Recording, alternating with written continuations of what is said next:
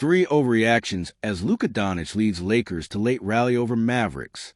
Luka Doncic led his team to a comeback win in the American Airlines Center on Saturday night.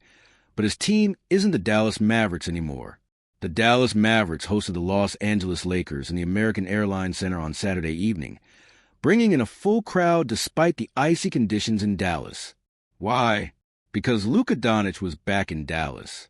The Mavericks entered this game riding a 4-game winning streak, their longest streak since they traded Doncic away to the Lakers nearly a year ago. They've mostly been a sinking team, which is what happens when you trade away a generational player for a bag of peanuts, with respect to Max Christie.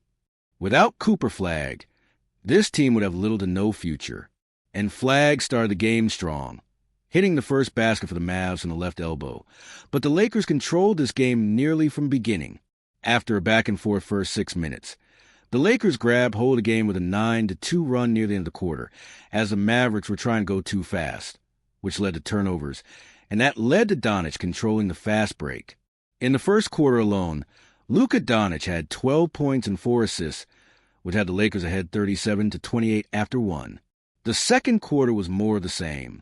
Marcus Smart hit a few threes with Doncic and LeBron James on the bench to push the lead into double digits, and then James and Doncic returned to keep the lead that way. Former Laker Max Christie was doing what he could to keep the Mavs in striking range, but Doncic was continuing to be an impressive playmaker and game controller, which had the Lakers leading 65-52 at halftime. Dallas started the third quarter strong, as they ripped off a 12-0 run to get back within 1. Cooper Flagg had a nice finish around Doncic, then hit a 3 a few minutes later, which ignited the AAC. That run extended to 16-0 with another bucket by Flagg and a finish in transition from Caleb Martin, who looked like a quality basketball player again. Luka Doncic would score 5 straight points to help stabilize the Lakers, but the Mavericks would continue their onslaught. Brandon Williams even hit a sham god as the Mavericks built an 8-point lead. They'd go into the fourth leading 87-79, outscoring the Lakers 35-14 in the third. Brandon Williams was the difference maker down the stretch of that run, and Williams kept it going to start the fourth, hitting a tough-and-one layup. A Caleb Martin 3 from in front of the Lakers bench pushed it to a 14-point lead, just when it seemed like the Mavericks were going to run away with the game, though Luka Doncic brought the Lakers back. It was a 15-point game with 8 minutes left. Then, the Lakers ripped off a 12-0 run, closed off by Doncic's 10th assist of the night, to a cutting LeBron James, which cut the lead to 3. With the game hanging in the balance, Rui Hachimura went on a personal 7-0 run, getting a 4-point play from the left wing, then followed it up from the right wing. LeBron tipped in a miss a minute later to make it a 5-point game. Doncic hit free throws to push the lead to 7. And another layup by Doncic made it an 8-point game in the final minute, pushing the game out of reach.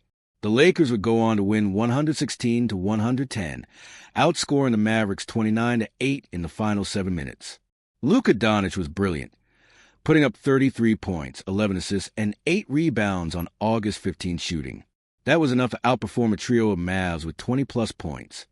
Max Christie, 24 points, Najee Marshall, 21, and Brandon Williams, 20, but he was also a minus 24 in a game they lost by 6. Cooper Flagg was solid with 16 points, 7 rebounds, 6 assists, and 2 steals, but he shot just 7 out of 20 from the floor. Here are 3 overreactions from this loss.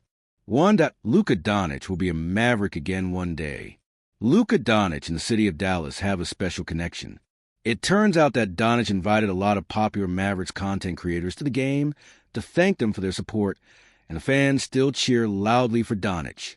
He may have signed a 3-year contract, but you can tell how much the city and its fans still mean to him. All of the come home signs will only get more prevalent as the years go by. Go ahead and start drafting up the free agent contract in 2028. 2. To get Max Christie in the 3-point contest. Max Christie has genuinely blossomed into one of the best shooters in the NBA, and that was no different in this game. His second quarter fed families while keeping the Mavs in the game. At this point, there's no reason he shouldn't be there on All-Star Weekend for the 3-point contest. 3. The noticeable lack of Klay Thompson. Klay Thompson only played 14 minutes in this game, scoring 6 points on 2 made 3-pointers. He played about 10 fewer minutes than Caleb Martin, which is an interesting decision, to say the least. A week ago, Thompson was lighting up the Utah Jazz, and I'm supposed to believe he couldn't play more here?